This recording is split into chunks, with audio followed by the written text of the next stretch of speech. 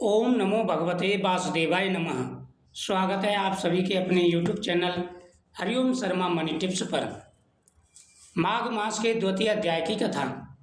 राजा के ऐसे वचन सुनकर तपस्वी कहने लगे, राजन, सूर्य बहुत ही शीघ्र उदय होने वाले हैं, इसलिए यह समय हमारे लिए स्नान का है, कथा का नहीं। सो आप स्नान करके अपने घर जाओ और अपने गुरु श्री वशिष्ठ जी से इस महत्व को सुनो।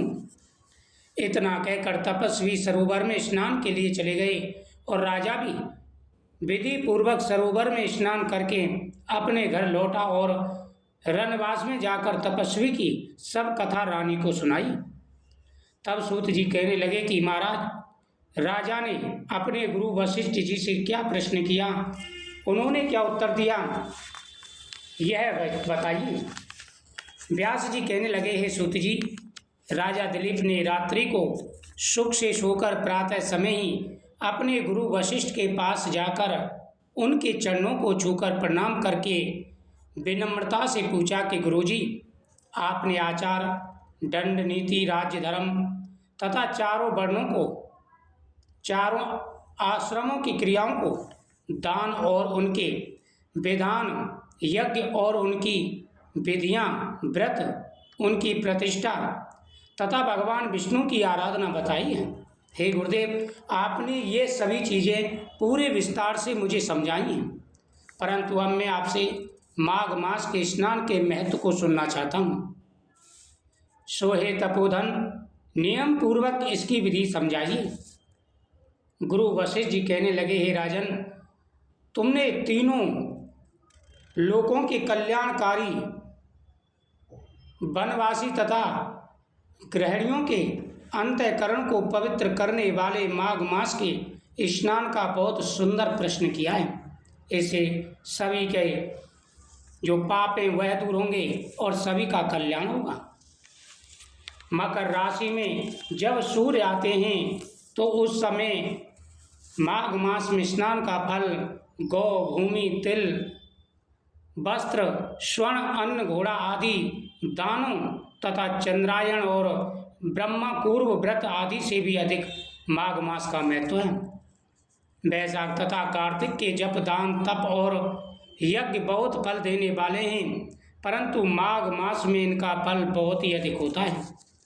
माघ मास में स्नान करने वाला पुरुष राजा और मुक्ति के मार्ग को जानने वाला होता है। दिव्य दृष्टि वाले महात्माओं ने कहा है कि जो मनुष्य माघ मास में सकाम या भगवान के निमित्त नियम पूर्वक माघ मास में स्नान करता है वह अत्यंत फल वाला होता है।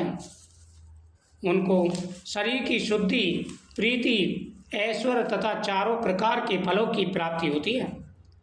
अदिति ने 12 वर्ष तक मकर संक्रांति में अन्न त्याग कर स्नान किया। इससे तीनों लोकों को उज्जवल करने वाले 12 पुत्र उत्पन्न हुए। माघ मास में करने से ही रोहिणी, शुभगा, अरुंधति दानशील हुई और इंद्राणी के समान रूपवती होकर प्रसिद्ध हुई। जो माघ मास में स्नान करते हैं तथा देवताओं के पूजन में तत्पर रहते हैं उनको सुंदर स्थान, हाथी और घोड़ों की सवारी तथा दान को द्रव्य प्राप्त होता है और आदित्यों से उनका घर भरा रहता है। उनके घर में सदा वेद ध्वनि होती रहती है। वह मनुष्य धन्य है जो माघ मास में स्नान करते हैं, दान देते हैं तथा व्रत और नियमों का पालन करते हैं और दूसरे पुण्यों के क्षीण होने से मनुष्य स्वर्ग से वापस आ जाता है। परंतु जो मनुष्य माघ मास में स्नान करते हैं वह कभी स्वर्ग से वापस नहीं आते। इससे बढ़कर कोई नियम, तप, दान, पवित्र और पाप नाशक नहीं है। भृगु जी ने मणि पर्वत पर विद्याधरों को यह सुनाया था। तब राजा ने कहा कि ब्राह्मण भृगु ऋषि ने कब मणि पर्वत पर विद्याधरों को उपदेश दिया, सो बताइए। तब ऋषि कहने लगे कि हे राजन, एक समय 12 वर्ष तक वर्षा न होने के कारण सब प्रजा क्षीण होने के कारण संसार में बड़ी उद्विग्नता फैल गई। हिमालय और विंध्याचल पर्वत के मध्य का देश निर्जल होने के कारण श्राद्ध, तप तथा श्रद्धा सब कुछ छूट गई। सारा लोग विपत्तियों में फंसकर प्रजाहीन हो गया। राजा भूमंडल फल और अन्न से रहित हो गई। तब विंध्याचल से नीचे बहती हुई नदी के सुंदर वृक्षों से आच्छादित अपने आश्रम से निकलकर श्री भृगु ऋषि अपने शिष्यों सहित हिमालय पर्वत पर गई।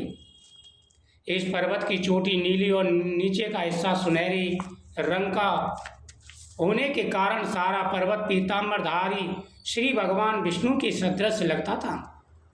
पर्वत के बीच का भाग नीला और बीच बीच में कहीं कहीं सफ़ेद स्फटिक होने से तारों से युक्त आकाश जैसी शोभा को प्राप्त था।